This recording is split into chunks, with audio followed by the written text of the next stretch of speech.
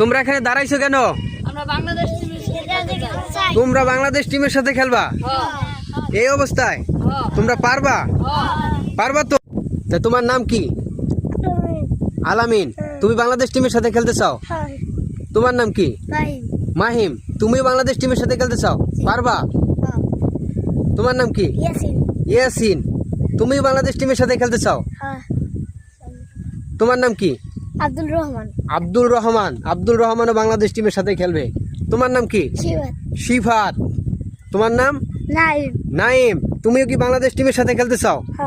তোমার নাম কি? নয়ন। নয়ন। তুমি কি তাদের ক্যাপ্টেন?